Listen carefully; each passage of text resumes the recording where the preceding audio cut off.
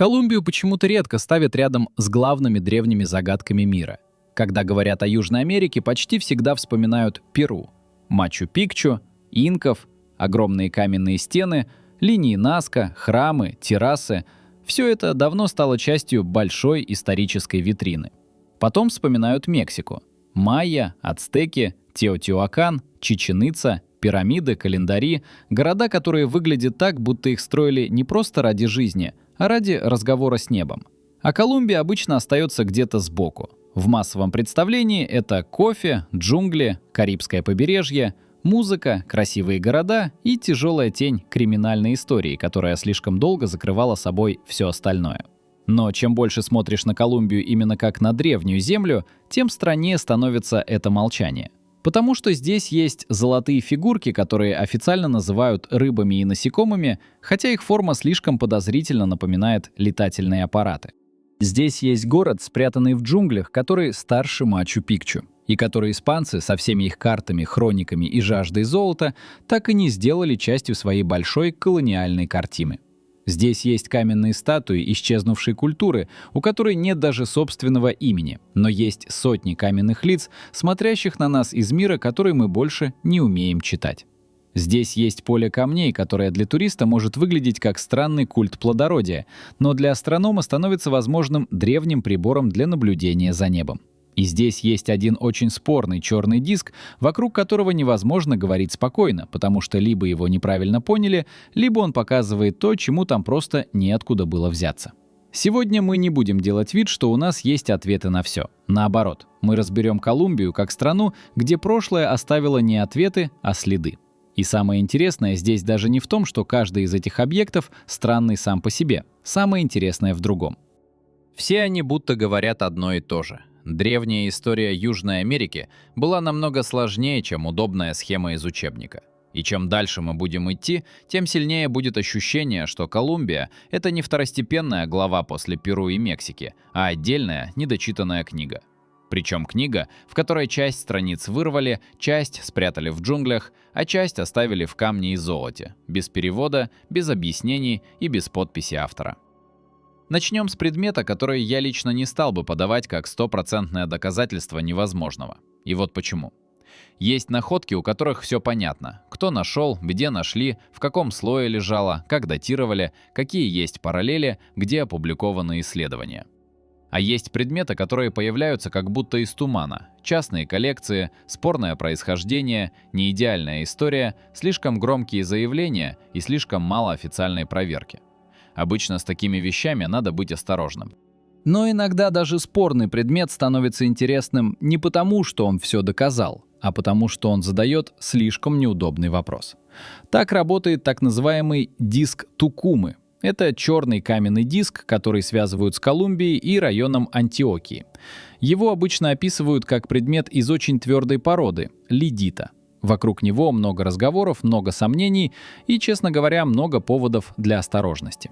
У него нет такой безупречной археологической биографии, чтобы просто поставить точку и сказать: «Все, это признанный древний артефакт, теперь переписываем историю науки».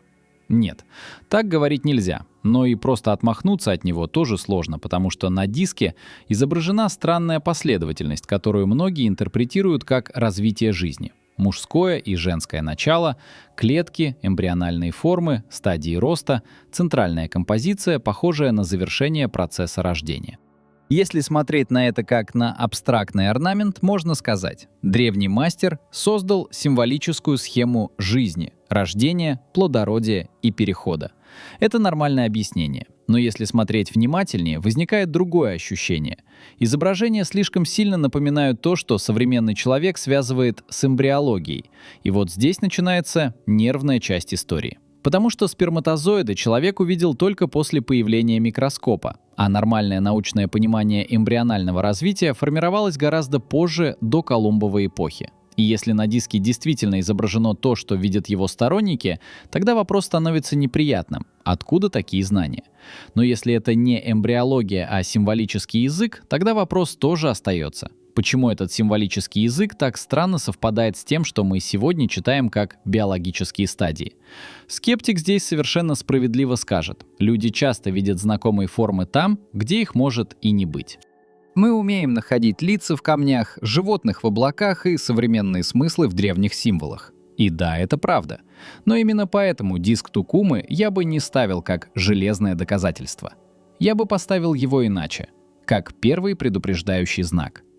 Колумбия сразу показывает нам, здесь есть предметы, которые нельзя легко положить в одну коробку. Слишком странно для обычного украшения, слишком мало доказательств для громкой сенсации, слишком много вопросов для спокойного музейного ярлыка. И, возможно, именно такие вещи сильнее всего раздражают историю. Не потому, что они что-то доказали, а потому что они не дают удобно закрыть тему.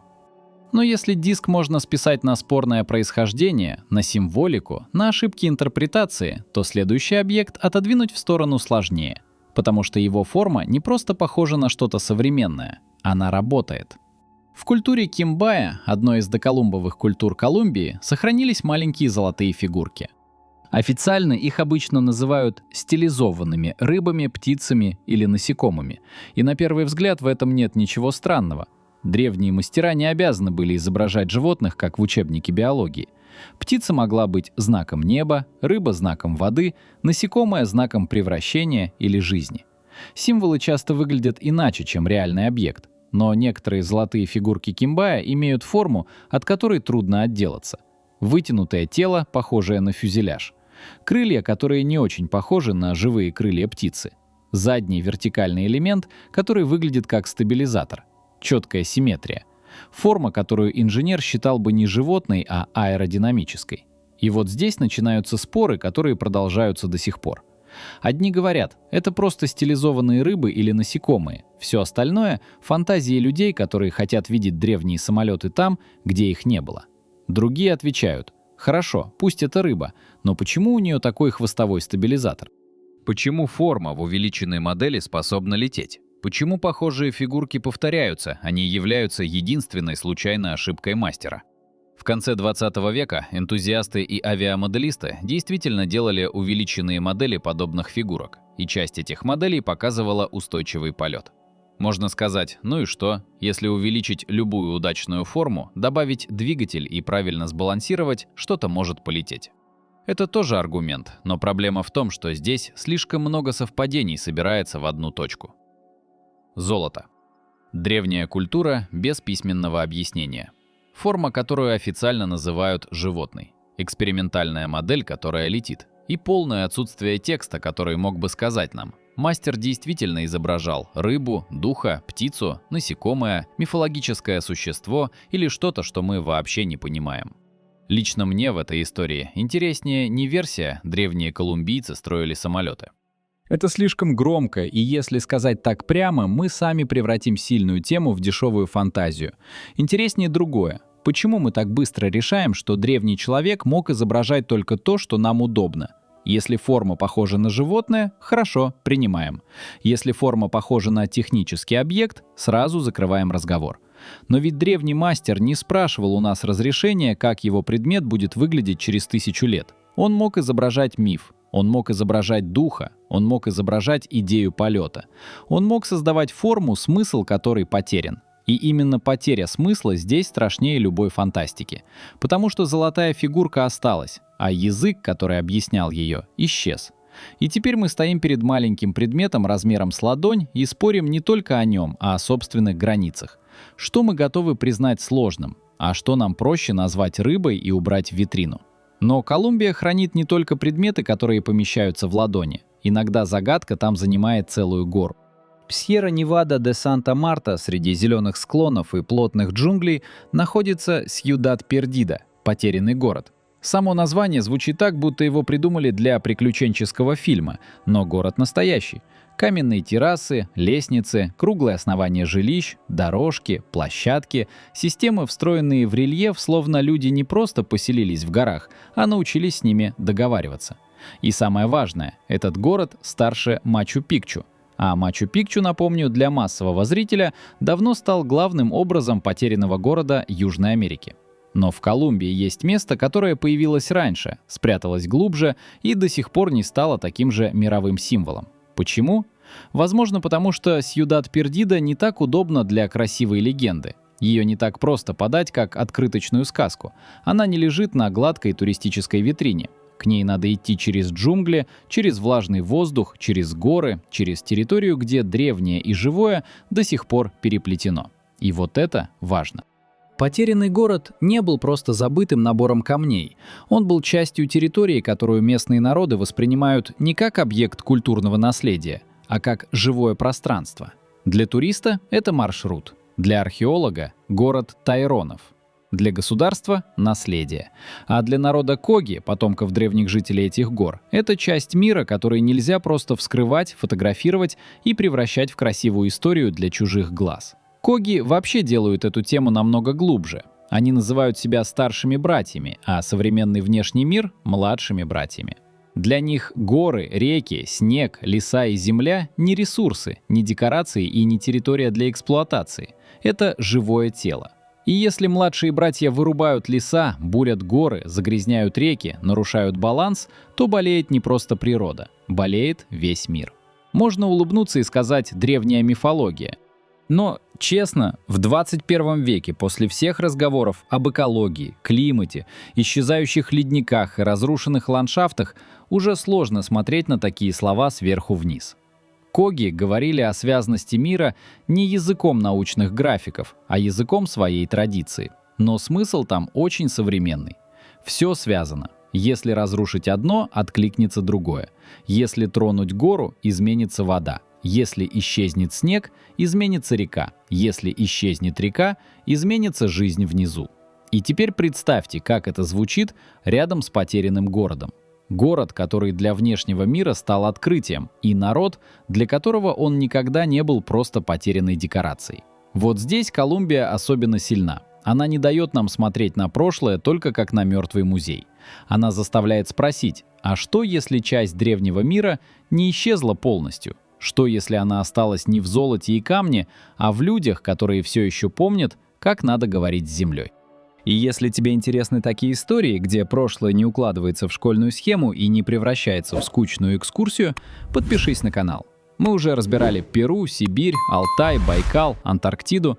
Места, где за красивой картинкой часто скрывается гораздо более глубокая история. А дальше в Колумбии будет еще страннее. Потому что если Сьюдад-Пердида — это город, который прятался в джунглях, то Сан-Агустин — это культура, которая спряталась в собственном молчании. В долине реки Магдалена стоит один из самых необычных археологических комплексов Южной Америки — Сан-Агустин. Сотни каменных статуй, погребения, каменные стражи, лица, которые не похожи на обычные портреты людей. Фигуры с клыками, масками, странными пропорциями, образами, где человеческое смешано с животным, а животное с чем-то ритуальным. И самое неприятное здесь даже не то, что статуи странные. Самое неприятное — мы не знаем настоящего имени людей, которые их создали. Мы называем их культурой Сан-Агустин, потому что так называется место. Но как они называли себя? Как называли своих богов? Как объясняли эти лица? Почему одни фигуры будто стоят на границе между человеком и ягуаром? Почему другие выглядят как существа в масках? Что означали двойники, перевернутые фигуры, лица, которые словно смотрят сразу в несколько сторон? Мы не знаем. И это делает Сан-Агустин тяжелее, чем просто парк статуй, потому что перед нами не декор. Перед нами огромная система образов, которую кто-то создавал веками, вкладывал в нее труд, страх, веру, знания о смерти и переходе, а потом исчез из объяснения. Камень остался, голос исчез. В некоторых статуях Сан-Агустина исследователи видят связь с шаманскими представлениями, с образом человека-ягуара, с переходом между мирами. С тем, что шаман во время ритуала мог быть не просто человеком, а посредником между живыми, мертвыми и силами природы. И даже если мы не принимаем каждую такую интерпретацию буквально, общий смысл чувствуется. Эти статуи не про быт, не про обычную жизнь, они про границу. Границу между человеком и зверем, между телом и духом, между жизнью и смертью, между тем, что можно назвать, и тем, что можно только показать камнем. Вот почему Сан-Агустин так цепляет. Египетские пирамиды поражают масштабом. Мачу-Пикчу поражает местом. Теотиуакан поражает планировкой. А Сан-Агустин поражает взглядом. Эти каменные лица не объясняют себя. Они не пытаются понравиться, они просто стоят и смотрят. Как будто их поставили не для нас, а против нас, чтобы мы наконец поняли, не вся древняя история обязана быть расшифрованной. Иногда прошлое оставляет не текст, а образ. И образ может быть гораздо страшнее текста, потому что его нельзя перевести до конца. Но есть в Колумбии место, где взгляд направлен уже не в землю и не в мир мертвых, а в небо. Эль-Инфернито. Название переводят как «маленький ад», хотя если не знать контекста, перед вами просто поле каменных столбов. На туристическом уровне все звучит просто. Фаллические формы, культ плодородия, древние ритуалы. Можно сделать фотографию, улыбнуться и пойти дальше. Но такая версия слишком удобна, потому что каменные столбы могут быть не только символами плодородия, они могут быть частью древней системы наблюдения за небом. И здесь опять появляется знакомая для Колумбии тема. Мы видим объект, но потеряли инструкцию. Если камни стоят в определенных направлениях, если они связаны с горизонтом, если через них можно отмечать движение Солнца и сезонные циклы, то это уже не просто поле странных столбов. Это календарь. Не бумажный, не письменный, а каменный. Для древнего человека небо не было красивым фоном. Небо было расписанием мира. Когда сеять, когда ждать дождей, когда начинать ритуал, когда один цикл заканчивается, а другой начинается. Сегодня мы смотрим на камни и спрашиваем, что они означают. А человек, который жил внутри этой системы, возможно, смотрел через них и видел время. Вот это очень важный момент. Современный зритель часто думает, если у народа не было письменности и металла, значит он был простым. Но это ошибка. Знание не обязано быть записано в книгу. Оно может жить в жреце, в маршруте, в песне, в ритуале, в расположении камней, в том, как человек каждый год смотрит на одну и ту же точку горизонта и знает, что мир снова вошел в нужную фазу. А потом приходит колонизация. Меняются языки, гибнут жрецы, ломаются традиции. Дети перестают учиться у тех, кто знал небо. И камни остаются, но без людей, которые умели их читать. Вот почему Эль-Инфернито сильнее, чем кажется. Это не просто археологический объект. Это след знания, которое потеряло носителей. Камни стоят, небо все еще движется, солнце все еще встает и садится, звезды все еще возвращаются в свои места. Но человек, который мог объяснить, что именно здесь измеряли, больше не отвечает. И если собрать все эти колумбийские места вместе, получается необычный список загадок. Получается карта исчезновения. Диск Тукумы — это предмет без надежного контекста, который раздражает своей возможной символикой. Золотые фигурки Кимбая — это форма без объяснения, которая слишком странно спорит с нашими представлениями о древнем искусстве. Сьюдад-Пердида — это город, который был скрыт не только джунглями, но и другим отношением к земле. Коги — это живой голос, который говорит о мире так, будто современная цивилизация действительно младший брат, который слишком рано получил опасные инструменты. Сан-Агустин — это цивилизация без имени, которая оставила нам каменные лица вместо текста. Эль-Инфернито — это знание без носителей, каменный календарь, который мы пытаемся восстановить по обломкам. И вот теперь становится понятно, почему Колумбия так хорошо подходит для этой истории. Она не дает одного ответа. Она дает ощущение, что большая часть прошлого Южной Америки была гораздо сложнее, чем мы привыкли думать. Не только инки, не только майя, не только ацтеки, не только Египет, Рим и Греция, к которым постоянно возвращается массовая история. Колумбия показывает другой тип древнего мира. Мир без громкого имени, мир без единой имперской витрины. Мир, где часть знания ушла в джунгли, часть в золото, часть в камень, часть в небо, а часть до сих пор хранится в людях, которые не хотят, чтобы их священные места превращали в туристическую декорацию. И может быть именно поэтому Колумбия так долго оставалась за кадром. Ее трудно упростить, она не помещается в одну удобную фразу. Это не страна пирамид, не страна инков, не страна потерянного города. Это страна обрывков, а обрывки иногда честнее красивой легенды. Потому что настоящая история редко выглядит как готовый учебник. Чаще она выглядит как разбитое зеркало. Один осколок — диск, другой — золото, третий — город в джунглях. Четвертый — каменное лицо. Пятый — столб, смотрящий в небо. И каждый отражает что-то важное. Но полного изображения у нас пока нет. И финальный вопрос здесь не в том, была ли в Колумбии какая-то одна неизвестная сверхцивилизация. Может быть, не было. Может быть, все гораздо интереснее. Может быть, там существовали разные культуры, каждая из которых знала что-то свое. Одни умели создавать золотые формы, которые до сих пор спорят с инженерной логикой, другие строили города в горах и видели в земле живое тело.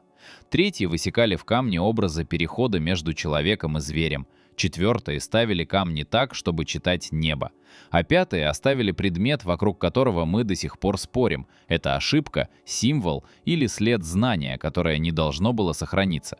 Колумбия не дает нам удобного ответа, и, возможно, именно поэтому она так цепляет. Потому что иногда самое важное в древней истории не то, что мы уже объяснили. А то, что все еще смотрит на нас из камня, золота и джунглей и молча спрашивает: «Вы правда думаете, что уже все поняли?» Напишите в комментариях, что из этого зацепило сильнее всего. Золотые фигурки Кимбая, потерянный город, статуи Сан-Агустина, поле Эль-Инфернито или тот самый спорный диск. И как вы думаете, Колумбия — это просто недооцененная часть Древней Америки? Или там действительно остались следы знаний, которые мы до сих пор не умеем правильно читать?